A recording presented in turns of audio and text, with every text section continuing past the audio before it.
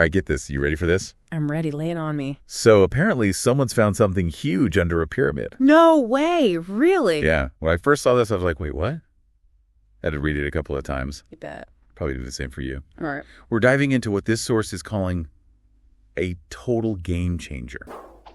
They're saying this discovery could rewrite history as we know it. Wow. That's a big claim. Big claim. So what are we dealing with here? 5, count them, 5 secret chambers smack dab in the middle of a pyramid. 5. Uh-huh. But it gets crazier.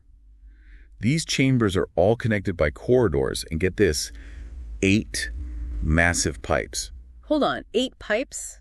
Like plumbing? Not exactly. Imagine 4 of these giant pipes, and I mean giant, all arranged around this 80 by 80 cube thing. Okay, starting to get a visual. And there are spiral corridors, like winding all around them. It's wild. That sounds massive. What kind of scale are we talking about here? Well, these pipes, they're supposedly 648 meters long. You're kidding. That's like taller than the Burj Khalifa. That's what I thought. Like how? And it's all supposed to be under a pyramid. That's mind-blowing. So how did they even find this thing? Good question. The source mentioned some research published back in 2022, and then there was this press conference, March 15th that year. The tech they supposedly used is called satellite interferometry radar. SIRT. Sir. Yeah. Basically, it's like they took an X-ray of the Earth from space to see what's hiding underneath. Satellite interferometry radar is a real thing, for sure. It's used to track ground movement, like after earthquakes or volcanic eruptions.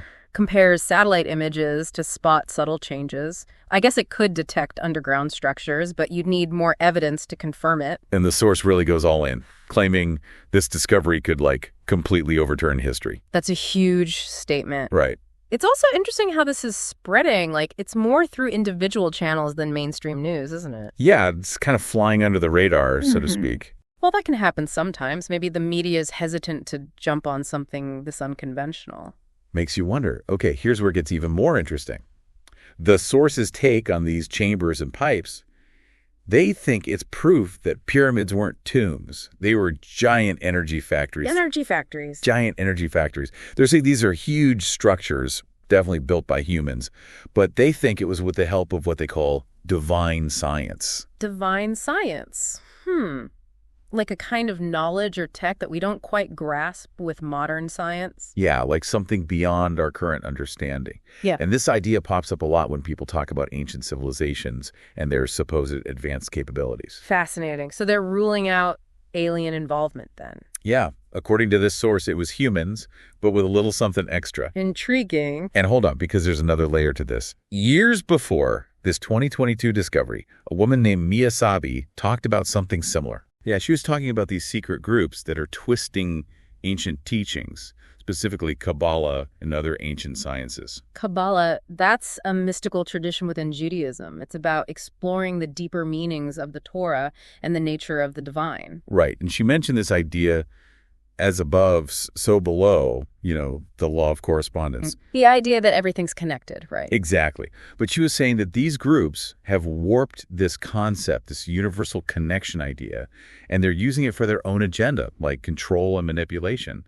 She even tied this to, remember the source talked about the adjusted or inverted cross during those Los Angeles fires? I do. Well, Mia Sabi saw that as like a symbol of this perversion of ancient principles. That's a pretty deep interpretation. And get this, according to her, these groups are messing with these ancient sciences, and they're trying to open gateways to what she calls demonic low-level energies and entities from other unseen worlds. Demonic energies, that's heavy stuff. Right.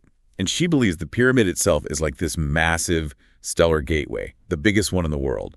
She says ancient civilizations used it to talk to beings from other stars. Stellar gateways, like interdimensional portals. Yeah, like portals to other dimensions. So imagine if that kind of power fell into the wrong hands. I could see why that would be concerning. Totally. And hold on, there's more. She talks about these Atlantis crystals. Atlantis crystals. So apparently the pyramids were pumping out tons of energy, and these crystals could absorb and direct that energy to interact with electromagnetic forces and electricity. So they're using these crystals to manipulate energy on a huge scale. Exactly. And ultimately, that's how they supposedly opened those gigantic stellar gateways. She describes them as shortcuts or holes in the universe, passageways that can compress space-time and transport you to very distant dimensions. Compressed space-time. That sounds like something out of Einstein's theory of relativity. Right. It's like she's blending theoretical physics with ancient lore. Quite the combination. And she goes even further. She doesn't just see the pyramid as an energy generator, but as a cosmic communication station. A cosmic communication station. She calls it the Ishtar system. And this system, she says, works through vibrations. It needs a specific crystal, like those Atlantis crystals, to interact with a certain type of energy. So they're fine-tuning this energy to achieve something specific. Exactly. They're trying to reach what's called zero-point energy. She calls it a hidden science that involves plasma and other elements. Zero-point energy, I've heard that term. It's about the lowest possible energy state, right? Yeah, it's a concept from quantum physics. Some researchers believe it could be a source of limitless energy. Right, and according to Miyasabi, if you can tap into this zero-point energy, you gain very high mental control. And that allows you to communicate with higher dimensions and superior civilizations. So they're reaching a higher state of consciousness to make contact. That's the idea. And here's another interesting connection. The way the pyramid's built, with its golden ratio and sacred geometry, is supposed to mirror the human body. The human body? How so? Well, she focuses on the head and the spine, specifically. She even compares it to something called a free energy tower and the way trees grow. So there's this underlying pattern that connects everything, from architecture to nature to the human body. Exactly. It's like there's this blueprint, this energetic design that runs through it all. Now, the source also brings up how ancient texts talk about demons and angels. Right, those are pretty common figures across different cultures. But their interpretation is that maybe those weren't supernatural beings in the traditional sense. Maybe they were just terms for creatures or entities from other lands, or even other dimensions. So not necessarily good or evil, but just beings from elsewhere? Yeah, and this ties into the whole idea of multiple heavens and lands, these different dimensions. They even make a point about the need to be able to tell the difference between what they call counterfeit, demonically inspired pseudosciences and the divine sciences and sacred geometry. It's about discerning the true nature of knowledge. Right, because not all knowledge is created equal. And why do they think this divine science is so hidden? Well, they say people often dismiss it as heresy or demonic because they just don't understand it. They also talk about this history of secrecy surrounding these dimensional gateways.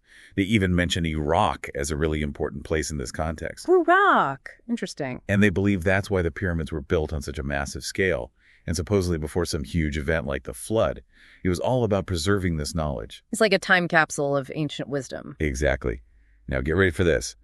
They bring up Nikola Tesla. Tesla, the inventor. Yeah, and they claim he knew the entire design of the pyramids without ever having to dig them up. Wait, how is that possible? Well, remember, Tesla believed that frequencies can actually change reality. Right, he was way ahead of his time in terms of understanding energy. Totally. And he also thought there was this hidden universal energy that we could tap into. And he believed we could use that energy to communicate with. So those same star civilizations. Wow.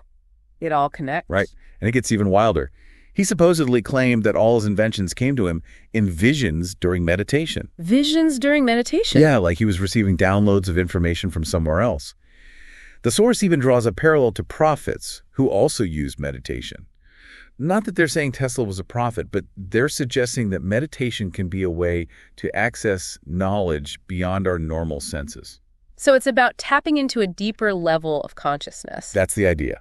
And the big takeaway about Tesla is this idea that the human mind itself might be capable of receiving knowledge directly from the universe. That's a pretty profound concept. It suggests that we have a lot more potential than we realize. Right. And there's one last thing. You ready for this? Hit me. This source claims all these ideas, the discoveries, the energy theories, the Tesla stuff. It's all detailed in a book. And supposedly, this book goes even further, talking about secret chambers and corridors under the pyramid that lead to, wait for it, Agartha. Agartha, Yeah. the legendary underground realm. Yep. And they say the entrance is at the South Pole. At the South Pole, that's quite a journey. And the final analogy, they say the pyramid is like the brain of the earth. The brain of the earth. So it's not just a structure, it's a center of consciousness. Exactly. So after this wild ride through hidden knowledge and powerful energies, the source leaves us with this thought. We have to be able to tell the difference between good and bad forces.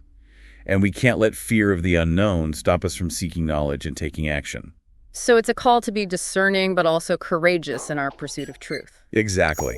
So to sum it all up, we've got this reported discovery of secret chambers inside a pyramid, and it's all tied to these theories about ancient energy manipulation and communication with other star systems. Right. And we also touched on Miyasavi's claims about the misuse of ancient knowledge and Tesla's ideas about universal energy and the power of the human mind. It's a lot to take in. I mean, if any of this is true, it could completely change our understanding of history, consciousness, even the universe itself. Absolutely. It makes you think about what ancient civilizations were capable of, the secrets that might still be hidden, and the untapped potential within each of us. It's mind-blowing stuff. Yeah. So as you've been listening, what stood out to you the most? What do you make of all these unconventional ideas? It certainly gives you a lot to think about. Maybe the biggest question is, how do we deal with these extraordinary narratives? How do we balance a sense of wonder with a healthy dose of skepticism? That's something worth pondering. It is indeed. And that's something we'll continue to explore as we delve deeper into these fascinating and often perplexing topics. Until next time. Until next time.